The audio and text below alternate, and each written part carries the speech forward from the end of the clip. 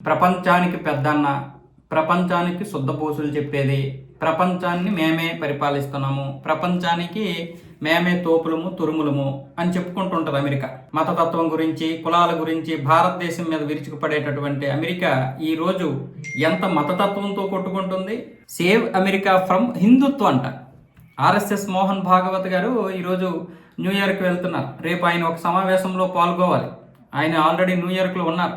దానికి సంబంధించి మొత్తం 3 దేశాలు, అమెరికా, కెనడా, ఇలా దేశాలు 3 దేశాలు పర్యటనకు వెళ్తే ఇక్కడ అమెరికా వాళ్ళు ఏమొచ్చేసి మమదానితో పాటు చాలా మంది ఆయన రాకని ఇప్పుడు అడ్డుకుంటున్నారు. ఇప్పుడు మన దగ్గర ఇక్కడ సిజేపీ లాగే అక్కడ కూడా కొంతమంది ప్రొటెస్ట్లో ఆయన రాకని నిరసిస్తూ సేవ్ అమెరికా ఫ్రమ్ హిందుత్వం అని చెప్పి ట్యాగ్ పెట్టుకొని వీళ్ళేమొచ్చేసి రాస్తారోకలు చేస్తున్నారు.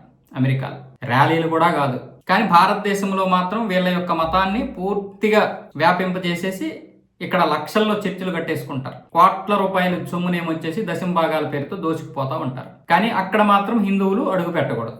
హిందువులు అంటే మరి ఇప్పుడు అమెరికాలో చాలా మంది భారతదేశానికి చెందినటువంటి వారు ఉన్నారు కదా, వాళ్ళందరూ హిందువులే కదరా అని మీరు అనొచ్చు. అలాంటి హిందువులతో వాళ్ళకి సమస్య కాదు. హిందుత్వాన్ని ఎవరైతే ప్రోత్సహిస్తారో అలాంటి వారు అంటే నరేంద్ర మోదీ, ఆర్ఎస్ఎస్ చీఫ్ మోహన్ భాగవత్ లాంటి వారు అక్కడ అడుగు పెడితే వీళ్ళకి మంట. నరేంద్ర మోదీ వెళ్తే ప్రధానమంత్రిగా వెళ్తాడు, అక్కడ ర్యాలీలు చేయకూడదు కొన్ని పరిస్థితుల కారణంగా, లేకపోతే వాళ్ళు ర్యాలీలు చేస్తారు. ఆయన అమెరికానే రానివ్వమన్నారు కదా, ఆయనకి వీసా కూడా ఇవ్వమన్నారు కదా 2002లో.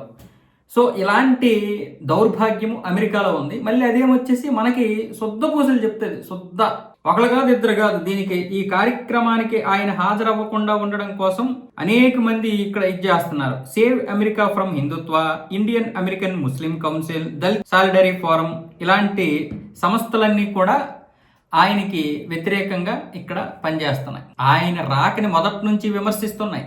కెనడాలో ఖలిస్తానీలు, ఇక్కడేమొచ్చేసి ఈ మతతత్వవాదులు, మళ్ళీ ఏమొచ్చేసి వీళ్ళు మతం గురించి మాట్లాడతారు.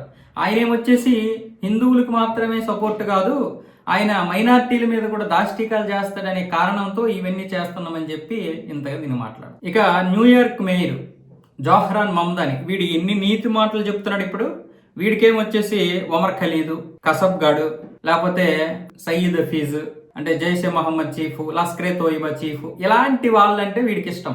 ఇలాంటి వాళ్ళు మానవతావాదులు వీడి దృష్టిలో.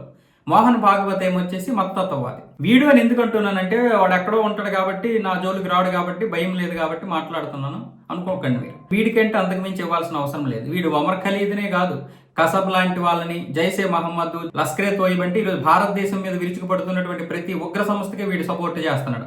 ఐఎస్ఐకి కూడా సపోర్ట్ చేస్తున్నాడు. వీడు ఎవరికంటే వీడు ప్రపంచంలో 2 దేశాల శత్రువులు. ఒకటి భారతదేశం, రెండేమొచ్చేసి ఇజ్రాయెల్. భారతదేశం కాదు, హిందువులు, యూదులు వీడికి శత్రువులు ఈ ప్రపంచంలో. వీడు అవసరమైతే నరేంద్ర మోదీని కూడా అరెస్ట్ చేస్తాడు. వీడికి ఇది లేక కానీ ఇజ్రాయెల్ ప్రధాని బెంజమిన్ నెతన్యాహును అరెస్ట్ చేస్తానని కుతూ ఆడిపోతున్నాడు. ఇలాంటి వాళ్ళు మనకి మతతత్వాల గురించి చెప్తారు. మరి ఈ దేశంలో లక్షల్లో కడుతున్నటువంటి చర్చిల గురించి మనం మాట్లాడకపోవడం, వాటిని అడ్డుకోలేకపోవడం, ఇది హిందుత్వ దేశం అని ప్రకటించకపోవడం, ఇదంతా జరుగుతోంది. గుర్తుపెట్టుకోండి, భారతదేశం బయట విదేశాల్లో హిందుత్వం ఎంత బలపడుతుందనేది ఇక్కడ మనకి మ్యాటర్ కాదు. గుర్తుపెట్టుకోండి, భారతదేశంలో ఎంత బలహీనపడుతుందనేది మనం గుర్తుపెట్టుకోవాలి, ఆలోచించుకోవాలి. దీని గురించి ఆచరణ మొదలు పెట్టాలి.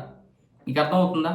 భారతదేశం బయట పరిస్థితులు అలా ఉన్నాయి కాబట్టి హిందువులు బయట దేశాలు వెళ్ళి వాళ్ళని వాళ్ళు కాపాడుకుంటారా లేదనేది సెకండరీ. అంటే అక్కడికి వెళ్ళి దేవాలయాలు కడుతున్నారు, అక్కడికి వెళ్ళి ఇది చేస్తున్నారు, మన హిందుత్వం బాగా పెరిగిపోతుంది అని మనం ఇక్కడ శంకలు గుద్దుకోవడం అవసరం లేదు. ఈ దేశంలో ఎంత బలహీనపడుతుంది అనేది నువ్వు తెలుసుకోలేకపోతే మనల్ని ఇలాగే ఇచ్చేస్తారు. ఈరోజు భారతదేశంలో హిందుత్వం బలహీనపడుతున్నప్పుడల్లా విదేశాల్లో వాళ్ళ యొక్క వాయిస్ పెరుగుతూ ఉంటుంది. అదే ఇక్కడ మనం గనక సమానం కానీ లేదా మైనారిటీకి కానీ వస్తే అసలు నువ్వు హిందుత్వం అనేవాడు ఈ దేశానికి అవసరం లేదు. ఈ ప్రపంచంలో ఉన్నటువంటి వాళ్ళందరూ కూడా చాలా హీనాతిహీనంగా చూస్తారు. ఇంతకు మించి ఉదాహరణ మనం ఏం చెప్పుకోవాల్సిన అవసరం లేదు.